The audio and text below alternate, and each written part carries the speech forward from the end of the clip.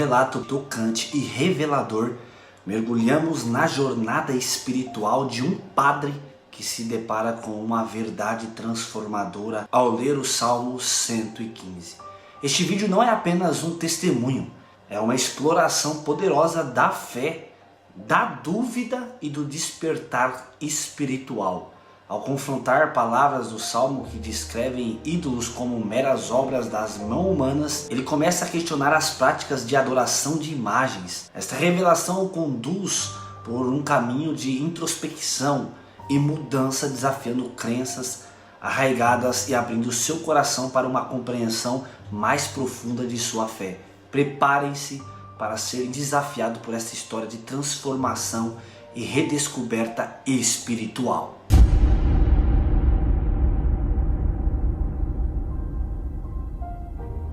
Meus queridos e amados irmãos, mais um vídeo para todos vocês. Se você está chegando aqui agora no canal, eu quero te pedir assim: inscreva-se ativando o sininho das notificações e também deixa o joinha para esse vídeo. Eu confesso para vocês que vocês vão ficar impactados com as palavras deste homem, com o testemunho deste padre. Mas eu quero te pedir assim: assista este vídeo até o final para você compreender toda a história. Amados, sem mais delongas, bora ver esse testemunho. A Bíblia Sagrada, no Salmo 115, este é o Salmo onde Deus tratou comigo quando eu estava dentro do mosteiro. Como eu queria ser padre desde criança, e achei que para pregar o Evangelho eu tinha que me tornar um padre. Então logo me ingressei no Mosteiro dos Oblatos de Cristo Sacerdote, Colégio Vocacional Senhora das Vitórias, em Roseira, em São Paulo, cujo fundador é o falecido Monsenhor Balieiro de Jesus e Silva. E ali comecei a aprender o latim, comecei a fazer os meus estudos e logo veio os votos, recebi a minha batina branca, meu escapulário creme, com a medalha da Sagrada Face pendurada no pescoço. Para mim, eu estava no meu mundo, porque criado dentro da igreja desde criança e acostumado a mexer com as coisas da igreja, era membro da Conferência São Vicente de Paulo, trabalhava com crianças, com jovens, aliás com adolescentes. Enfim, numa certa manhã abri o Breviário Romano, que hoje muitos chamam a oração das horas. E o Breviário Romano estava lá o Salmo 115, na nossa Bíblia é o 115, na católica é o 114, se não me engano. Que diz assim: não a nós, Senhor, não a nós, mas ao teu nome se dá glória por amor da tua benignidade e da tua verdade. O que dirão as nações? Ou por que perguntariam as nações? Onde está o seu Deus? O nosso Deus está no céu e faz tudo que lhe agrada ou lhe apraz. Os ídolos deles são prata e ouro, obra das mãos dos homens. Tem boca, mas não falam, tem olhos, mas não veem, tem ouvidos, mas não ouvem, tem nariz, mas não cheiram, tem mãos e não apalpam, tem pernas, mas não andam, e nem som algum sai da sua garganta. E semelhantes a eles se tornam todos aqueles que os fazem e todos os que neles confiam. Diga comigo: semelhantes a eles se tornam todos os que os fazem e todos os que neles confiam. Quer dizer, aqueles que acreditam neles se tornam como eles. Tem mãos e não apalpa, tem pernas e não anda, tem olhos e não vê, tem ouvido e não ouve, tem boca e não fala, pernas e não anda. E o Brasil, o nosso país, como muitos outros países do mundo, tem sido assim. Porque por causa dessas coisas, a ira de Deus permanece sobre a nação. Se você ver lá na palavra de Deus, se não me engano, em Romanos, o apóstolo São Paulo, ele chama a nossa atenção para a questão da idolatria. Ele fala que os homens transformaram a glória de Deus na imagem de quadrúpedes, de répteis, de coisas criadas pelas mãos dos homens. E que por causa dessas coisas a ira de Deus permanece sobre a nação, porque adoraram e serviram mais a criatura do que o Criador. E nós somos criados para adorar, nós somos criados para glorificar a Deus, nós fomos criados para a glória de Deus. Se nós fugimos desse propósito, nós fugimos totalmente do projeto, do plano de Deus para nós. Para reconhecer que Ele é o nosso Deus. E aí começamos a buscar em outras coisas, a buscar adoração em outras áreas que não tem nada a ver com Deus. É como quando Moisés levou as tábuas para o monte, foi receber os mandamentos, e Arão achou que ele estava demorando, e todos começaram a recolher suas gargantilhas de ouro, seus brincos de ouro, suas pulseiras de ouro, e fizeram um bezerro de ouro para adorar. E aí a ira de Deus desceu sobre o povo. Você vê que na Bíblia sempre a ira de Deus desce sobre o povo, porque o povo deixa de adorar a Deus, de adorar o Criador para servir a criatura. Então o Senhor me mostra no Salmo 115 que aquilo tudo que eu estava fazendo não estava certo. E eu perguntei: meu Deus, o que é que tem olhos e não vê, que tem mãos e não apalpa? O Senhor então, com a sua mão poderosa, moveu meu rosto na direção do altar, e meus olhos foram sobre as imagens da Senhora das Vitórias e a imagem de São José, bordadas em ouro, em estilo barroco, as quais eu adorava, eu rezava, eu pedia.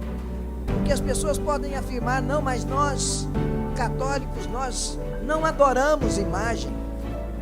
Nós temos elas lá como um retrato, como uma foto. Mas vem cá, se eu ajoelho no pé de alguma coisa, se eu beijo aquela coisa, se eu peço alguma coisa para ela, no lugar de Deus, eu não estou adorando aquela coisa. Jesus, quando Satanás tentou induzi-lo a adorá-lo, Satanás apresentou para Jesus toda a glória do mundo e disse para ele: se você tão somente se ajoelhar nos meus pés e me adorar, eu te darei tudo isso. Mostrou toda a glória do mundo. E Jesus disse: vá de reto, Satanás, porque está escrito: só o Senhor seu Deus adorarás e só a Ele prestarás culto. Para Deus não existe culto de idolia nem de hiperdulia. Esse negócio é invenção da teologia católica, porque na realidade o culto de idolia é prestado somente a Deus. Não existe culto de hiperdulia. Ninguém pode prestar culto para ninguém. Todo culto, toda adoração pertence a Deus. O canto dos pássaros é uma adoração a Deus. O choro de uma criança é uma adoração a Deus. Até o nosso gemido de dor é adoração a Deus. Deve ser. Porque quando nós estamos sofrendo, Deus está vendo o nosso sofrimento. E aí, a imagem que eu abraçava todos os dias, eu jamais ia acreditar que aquelas imagens seriam aquilo que tinha olho e não vê, que tem mãos e não apalpa e que não podia me responder. Eu era econômico lá no mosteiro, levava uma vida monástica fechada dentro do mosteiro, onde se segue a regra de São Bento. Era uma vida muito controlada, muito disciplinada. Eu não posso descartar aqui os méritos da organização e da disciplina que se tem dentro de um mosteiro. É algo muito bem organizado, muito bem feito. E eu também não venho para falar mal da igreja ou para denegrir a imagem da Igreja Católica, porque eu tenho muito respeito por ela, tenho muitos padres que são meus amigos e gosto muito deles.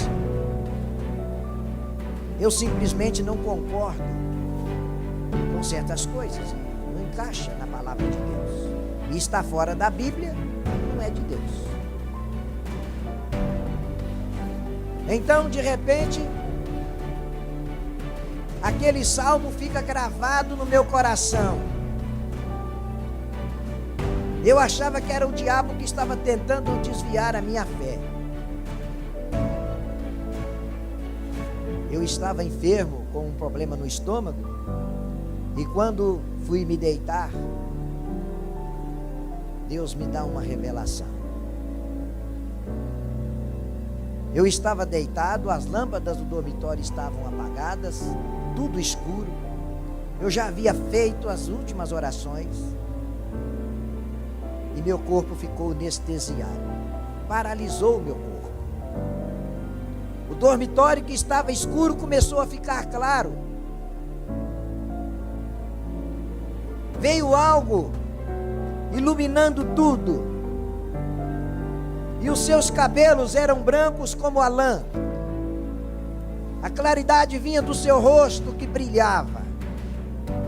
As suas vestes brancas, brancas como a neve. Caminhava flutuando e não tocava no chão. Se aproximou da minha cama, me bateu um objeto pontiagudo aqui no estômago, arrancou alguma coisa parecendo ser um pedaço do meu intestino grosso. Foi tão real que eu estremeci. E quando retirou aquilo de dentro de mim, flutuou e atravessou o teto como se ele não existisse. E foi-se embora. Mas a presença, a glória que encheu todo o dormitório, a felicidade, o gozo que eu senti no meu coração, foi algo tremendo. Quando me olhou, aquele olhar penetrante de misericórdia, de amor, de alguém que ama com um amor incondicional, e foi-se embora. E eu fiquei muitos dias em estado de graça e andando como se estivesse andando em cima de nuvens, sentindo meu coração alegre, feliz, e ninguém entendia a felicidade que eu estava sentindo dentro de mim. Mas é porque eu sabia que o bom Jesus dos milagres me visitou. E a partir daquele dia, a minha vida nunca mais foi a mesma, por causa daquele encontro que eu tive aquela noite com o Senhor, que tocou no meu coração, que envolveu a minha vida, que se mostrou para mim, que se revelou, mostrando: eu estou com você. Isso é, nós não estamos sozinhos. João estava exilado na ilha de Patmos. Você quer ver uma foto, um retrato de como é Jesus hoje? Porque, aliás, o modo como você vê Jesus, quando você está falando com Ele, é o que vai determinar o grau da sua fé e onde você vai passar a sua eternidade, se é ao lado de Jesus ou se é longe dele. O modo como você vê Jesus é o modo como você crê nele. Se você vê Jesus pregado numa cruz, é assim que você acredita nele. Se você vê um Jesus fora de um túmulo vazio, agora se você olha num trono e vê um Jesus assentado num trono de glória, é assim que você crê nele. E João viu esse Jesus. Ele disse: eu estava exilado na ilha chamada Pátimos. No dia do Senhor eu me achava em espírito. Ouvi atrás de mim uma voz, como um voz, som de muitas águas, como um barulho de trombetas, e virei-me para ver quem falava comigo. Então eu caí como morto, porque em face da glória do Senhor ele caiu como morto. Foi assim que Jesus está hoje. E ele olhou e disse: os seus cabelos eram brancos como a lã, seus olhos penetrantes como chama de fogo, suas vestes brancas como a neve, na altura do seu peito um cinto de ouro, e seus pés brilham como um latão reluzente. Anda no meio de 7 castiçais de ouro, e nas suas mãos 7 estrelas. E sua língua é como uma espada de 2 gumes. Está explicado por que João caiu como morto. E ele chegou e João tocou nos ombros de João e disse: não tema, eu sou o Alfa e o Ômega, eu sou o primeiro e o último. Eu estive morto, mas eis que eu estou vivo. Eu tenho a chave da vida e da morte. É assim que temos que ver Jesus.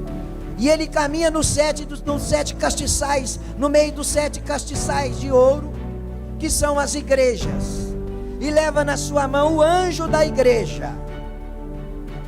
Na mão do Senhor está os anjos da igreja.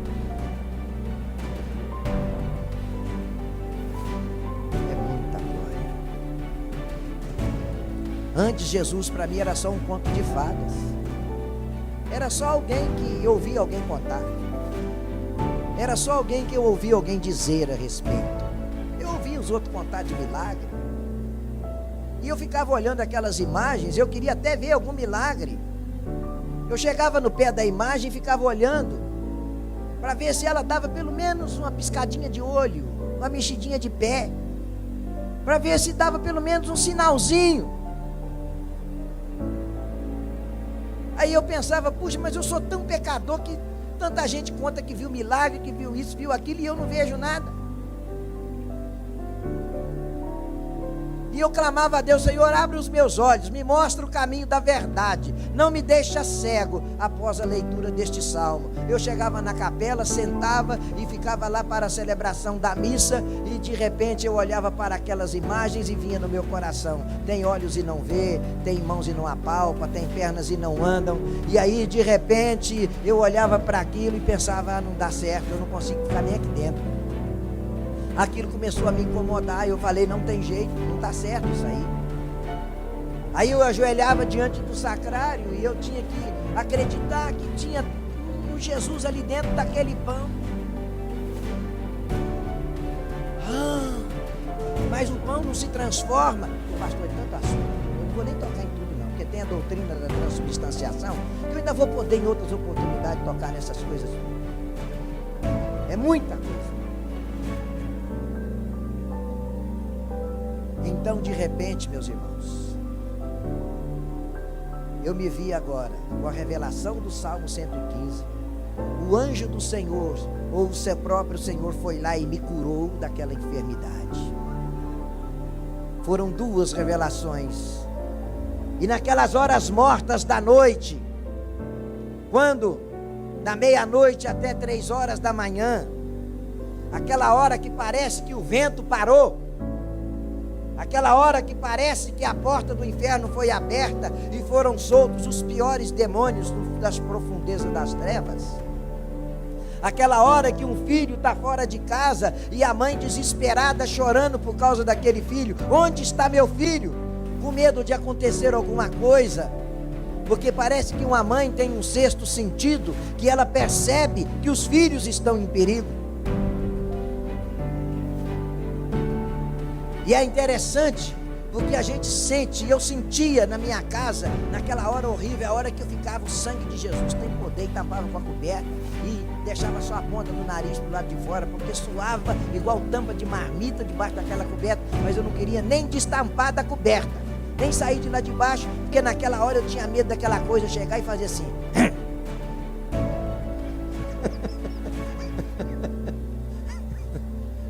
Entendeu? Eu ficava enroladinho ali, ó, e tremendo, com medo de alguma coisa. Mas hoje, graças a Deus, Jesus levou todo o meu medo. Então, naquelas horas, aquela coisa segurou minha mão para trás. Algo se aproximou e travou minhas mãos para trás e disse no meu ouvido: eu sou o diabo. Eu arrepiei dos pés até no alto da cabeça. Eu senti um pavor tão grande, tão horrível, que eu senti vontade de desaparecer no tempo, de não ser nada. E aquela coisa me puxou para baixo, me levou para um lugar escuro, uma luz, um lugar tenebroso. E de trás de uma porta, parecendo uma porta daqueles castelos medievais, vinham gritos de lá. Gritos horríveis saíam de lá de trás. E eu clamava por todos os santos que eu conhecia, e aquela coisa me arrastava para lá, para o lado daquela porta, e eu estou, me ajuda, Santa Catarina, me ajuda, meu São Pedro, meu Santo Antônio, meu São João Batista, e papapá, e nada de acontecer nada, e aquilo só me arrastando, e eu parava a perna, não queria andar, queria fazendo assim comigo. Não tinha jeito, eu não conseguia parar. E clamava, e aquela coisa me arrastando. Então eu disse: Yeshua Hamashia. Aquela coisa fez assim. Parece que algo se abriu em cima. E o Senhor me tirou de lá. E me colocou sentado na beira da minha cama. E eu, morrendo de medo, peguei o terço e comecei a rezar o rosário. Deus deve ter pensado assim: ele não entende mesmo, não tem jeito. Aí eu fui para Belo Horizonte fazer uma cirurgia de vista. Deus me tirar de lá de dentro do mosteiro para ir para Belo Horizonte fazer cirurgia de vista. Chego em Belo Horizonte, vou lá para o Felício Roxo fazer a cirurgia, fiz a cirurgia, fui para Manhuaçu, na casa da minha mãe. Deus me segurou lá até no dia do aniversário da minha mãe. Minha mãe que já foi promovida para a glória celestial. E de repente era aniversário dela, a pastora estava lá, e a pastora estava pregando a cura do rei Ezequias, que o rei Ezequias estava doente, que Deus falou para ele: Ezequias, você vai morrer, você não vai viver, a doença que está em você é para a morte. Aí Ezequias vira o rosto para a parede e chora amargamente e diz: Senhor, ouve as minhas orações. Então Deus ouve a oração do Ezequias, sara a enfermidade do Ezequias e cura o Ezequias e dá a ele mais longos 15 anos de vida. Aí o pastor foi para casa, a esposa do pastor foi para casa, falou para o marido dela que o filho da irmã Isolina, o padre Renato, estava na casa dela. O pastor, mais do que depressa, pegou a Bíblia e foi lá para casa. E começou a folhear a Bíblia e pregar para mim sobre as imagens, sobre não sei o que, batismo de criança e tanta coisa, transubstanciação. Só que ele pregava e eu despregava. Ele pregava e eu despregava. Ele pregava e eu despregava. E o pastor ficava vermelho e não adiantava nada. Ele pregava e tal, e eu despregava. E eu via a hora que ele ia até apelar, ficar com raiva de mim. Aí me convidou para ir à igreja. Eu fui. Cheguei lá na igreja, a igreja só cercadinha de bambu assim no terreno, com telha de amianto, e chão batido. O banco era aquelas tábuas de construção, sabe? Aqueles bancos assim. Alguns levavam até alguma cadeira de casa para sentar, porque não tinha muito lugar. Então sentava lá as pessoas, mas ficava cheinho de gente. Mas cheio. E ali o povo ficava ali sentado naquela, mas não sentava muito não, ficava em pé cantando. E tinha um irmão que dirigia o louvor, e era sanfona tocando, acordeon tocando, um tocando sino, o outro tocando pandeiro. Não tinha nem teclado assim naquele tempo não, tá entendendo? Era tudo assim na base do O instrumento mesmo bonito que cantava era nas palmas. Todo mundo batia a palma. E cantava: Jesus na seta quer falar comigo, a sua presença é muito real. Nas montanhas vejo as suas mãos, e no vento ouço a sua voz. Nas estrelas vejo seu olhar, está mostrando que Jesus breve virá. Deus mandou a cura divina, Ele livrou a minha alma da ruína. Agora eu vou alegre anunciar que Deus está curando neste lugar. Agora eu vou alegre anunciar que Deus está curando neste lugar. Cai, cai, cai, cai, deixa cair.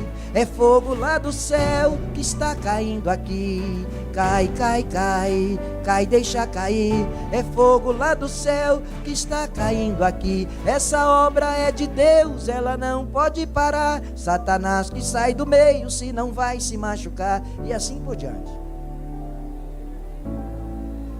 Pegava aquele ritmo e cantava uns 40, 50 minutos direto. E todo mundo batendo palma e louvando, e gente orando em línguas. E aí daí a pouco o pastor passa a mão na palavra, e eu lá no culto. Tudo novo para mim. Os primeiros hinos que eu aprendi foram esses. Aí o pastor começa a orar. Boa noite, irmãos, tal, e começou a orar para o povo. Vamos fazer agora a poderosa oração da libertação. Vamos formar a corrente das 7 orações. Mandou o povo ficar em pé. Quando o pastor começou a orar, começou a cair gente demoniada no chão. Aquelas pessoas gritavam: ah, eu quero matar ela, que eu não sei o que. Eu nunca tinha visto aquilo, eu fiquei meio coisa. E aí eu estava em pé lá na frente, no meio do povo. De repente eu segurando no meu crucifixo para me proteger, meu crucifixo bento, eu com medo do demônio para não me pegar. Eu com medo do demônio para ele não me pegar. E o pastor está aqui, ora e ora, e cai gente demoniada. Caía um lá, eu olhava, caía outro. E eu olhava para lá e vendo aquele povo rolando no meio daquela terra, naquele chão de terra. E o pastor orando, de repente a mulher cai perto de mim e agarra na minha perna. Pronto. Aí diz o pastor que eu comecei a orar mais alto do que todo mundo dentro da igreja. Pode perguntar isso para ele. O meu crucifixo bento não me protegeu. O demônio da mulher endemoniada agarrou na minha perna de qualquer maneira. Aquilo o demônio queria dizer assim: eu não vou te largar. O pastor vem de lá e põe a mão. No nome do Senhor Jesus, eu te ordeno, sai dela. Quando ele fez assim, eu fiquei olhando na mão dele. Eu queria saber o que ele tinha na mão. Eu achava, ele tem alguma coisa na manga do paletó. Eu fiquei julgando que tivesse um monte de coisa, de menos poder de Deus. Porque é assim, infelizmente, esses que chamam nós de protestantes não acreditam que o que nós fazemos aqui é poder de Deus. Eles não acreditam que o que está aqui é o poder do Espírito Santo, não. Eles não acreditam nisso. Eles querem explicar pela lógica o que é inexplicável. Porque o sobrenatural não se explica pela lógica. Porque o milagre não tem lógica. Ele é fora da lógica.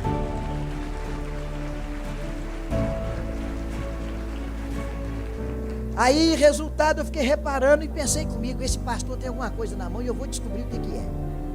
Eu quero descobrir o que ele tem na mão, porque a hora que eu chegar lá em Aparecida do Norte, na Basílica de Aparecida, que eu for lá, porque a quantidade de gente que vai naquela basílica, lá tem a sala dos milagres. Quando eu chegar lá na Aparecida do Norte, eu com autoridade, com poder desse, com o conhecimento que esse homem tem, eu vou descobrir qual a ciência que ele usa nisso aí. Tudo a gente acha que é uma ciência, que é uma matemática. Está entendendo? Aí eu pensei assim: eu vou descobrir o que é. Que eu vou chegar lá, eu vou arrasar. Eu vou chegar lá, eles vão olhar para mim e vão falar assim: esse aí é o cara. E aí, pouco tempo depois, o pastor, naquele dia eu falei com o pastor que eu queria ficar na igreja. Eu perguntei: pastor, o que eu tenho que fazer para aceitar Jesus como meu Salvador? Depois de tantos milagres, tantos sinais, tantas coisas maravilhosas que eu vi, eu falei: pastor, eu quero receber Jesus como meu Salvador. falou comigo: você tem que arrepender dos seus pecados. Crê no Senhor Jesus e seja batizado, e você será salvo. E outra coisa, para você ser feito filho de Deus, porque não é todo mundo que é filho de Deus, não. Filho de Deus são aqueles que reconhecem, que recebem Jesus como seu único e suficiente Salvador. As pessoas são filhos de Deus no lado da criação, mas no lado divino, porque todos caíram no pecado e perdidos estão no mundo do pecado. Agora são resgatados pelo sangue de Jesus quando recebem Jesus como seu Salvador. E aí então a Bíblia fala: deu-lhes a todos os que o receberam o poder de serem feitos filhos de Deus. A todos que o receberam. Então eu recebi Jesus como meu Salvador. Eu falei: pastor, eu quero ser batizado. Quando vai ter batismo? Dia 10 de abril vai ter batismo. Aí no dia 10 de abril eu passei pelas águas do batismo, lá na igreja quadrangular em Manhuaçu. Ali eu fui batizado, recebi Jesus como meu único e suficiente Salvador. Desci no tanque do batismo, quando eu saí de dentro das águas, o Espírito Santo me encheu de poder. Eu saí orando em línguas e chorando e glorificando a Deus. Aleluia. Aí, tempo depois, chegou a minha vez de experimentar o poder do pastor, o poder de Deus que estava na mão do pastor. Fui convidado para ir fazer uma visita. A primeira vez eu não tinha experiência nenhuma. Aí uma senhorazinha, que era um guarda-roupa, a mulher era um duplex, grandona. Eu, para ficar perto dela, tinha que fazer assim. Me convidou para ir à casa dela fazer uma visita. O pastor chegou lá falando comigo: o senhor não podia ir lá em casa fazer uma oração? Eu falei: pois não, eu com muito boa vontade, né? Pois não, vou sim, prontamente. Vou lá sim orar na sua casa. E fui subir um murro para chegar na casa daquela mulher. Quando cheguei lá na casa, que era já de noite, estava anoitecendo, tinha uma mocinha lá na casa, muito caladinha. E aí a senhora da casa falou para mim: mas não vai ter jeito de senhor orar aqui na sala, não tem jeito de senhor ler a Bíblia não. Aí eu pensei já comigo assim, aí já começou aquele negócio, né? Logo já pensei: isso é o capeta que quebrou essa lâmpada. Só para mim poder não ler a Bíblia aqui. Aí peguei a Bíblia e falei: onde é que tem luz aqui? Ela falou: só lá no quarto. Eu falei: no quarto? Eu vou ler a Bíblia lá no quarto. Pensei comigo: mas o diabo não vai me impedir de ler a Bíblia. Aí eu tinha aquele negócio de ler o Salmo 91. Aí entrei lá para dentro do quarto, e ela muito grande, ficou em pé perto da porta, a cama de lá assim, um guarda-roupa para cá e uma janela assim.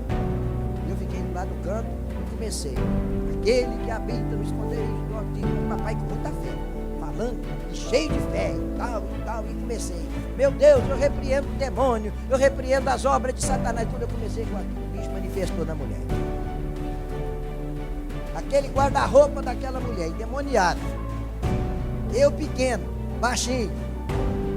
E aquela mitelona daquela mulher assim, e eu de cá. Ela com cada braço, assim, ó, parecia uma lutadora de sumô. E eu fiquei em pé do lado de cá. E ela começou de lá. Aí que eu vi que manifestou o demônio, aí eu também paguei coragem de cá e comecei a desafiar, sabe? E aí começou aquela batalha, e eu tô, tá, te queima você, e eu te queimo, e você vai sair, e você vai embora, e tá queimado, e tá não sei o que, derrotado, e lá vai eu com aquele negócio todo, entendeu? E muito entusiasmado, que foi a primeira vez que eu orei e manifestou demônio em alguém, entendeu? Eu tava feliz com aquilo. Aí de repente aquilo, a mulher, de repente o demônio firma o corpo daquela mulher. Esticou o braço para frente e veio para o meu lado. E eu em pé no canto da casa, ela veio para agarrar na minha garganta. E eu fiquei apavorado, pensei: a hora que ela chegar aqui, vai voar ossinho para tudo quanto é lado. Ela vai pegar assim, vai fazer igual frango. Vai dar só aquele estralo. Que ela chegou perto de mim, que ela veio andando, e eu peguei e fechei o olho, falei: não quer nem ver. Porque eu já tinha olhado para a janela, pensei: vou pular a janela para a rua. Eu estava procurando um jeito de pular a janela, mas a janela estava trancada com aquele pau, que eles põem um ferro assim, atravessam a madeira. Não tinha jeito de eu abrir aquela janela para me sair, não dava tempo, ela estava vindo assim já para me pegar. E eu pensei, o que eu vou fazer agora? E ela veio. Aí eu fechei o olho e engoli, fiquei quietinho assim. Eu nem falar nada, eu não falava, só em espírito de oração.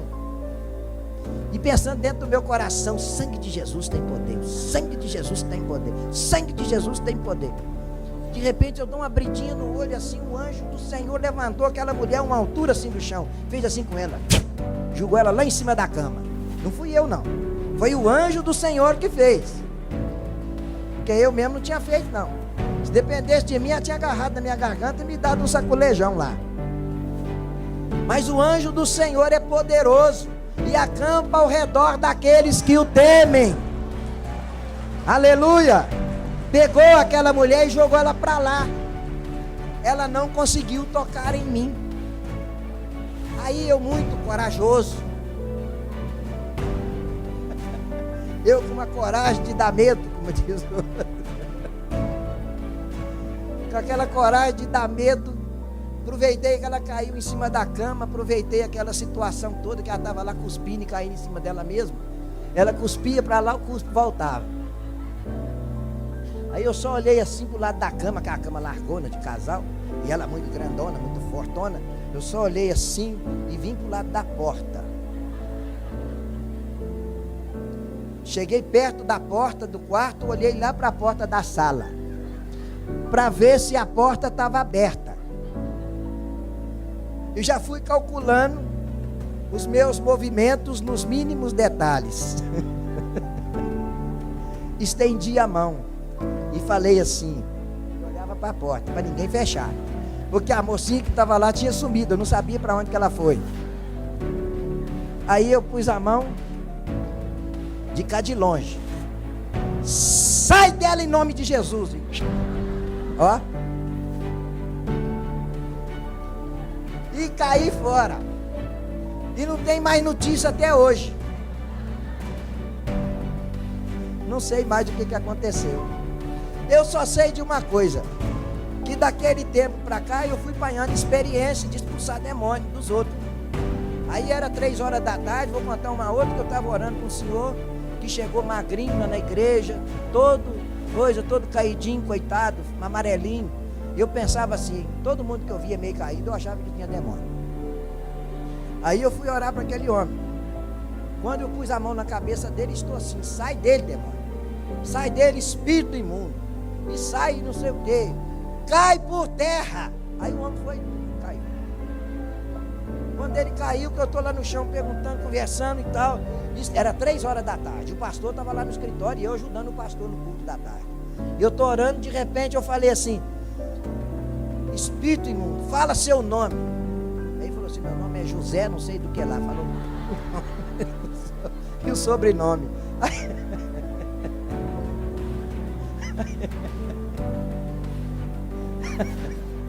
Aí eu perguntei assim, por que você caiu? Por que você caiu? Ele falou comigo assim, você mandou?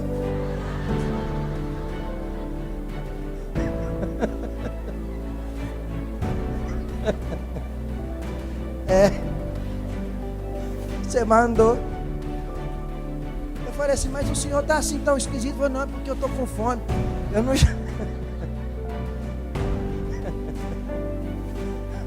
eu não jantei ontem, não. E nem almocei hoje. É por isso que o homem caiu lá na igreja, eu pensando que ele estava endemoniado. Aí eu comecei a orar a Deus, Senhor, me dá discernimento de espírito, para me poder reconhecer quando tem um demônio no corpo das pessoas, porque senão eu vou ficar passando por essa situação toda a vida. O Senhor tem que me ensinar como é que eu vou saber que uma pessoa está endemoniada mesmo. E aí Deus começou a me usar, me mostrar as coisas, começou a me orientar como que eu devia fazer. Então eu comecei a aprender. Deus foi me mostrando como que eu devia fazer o ministério.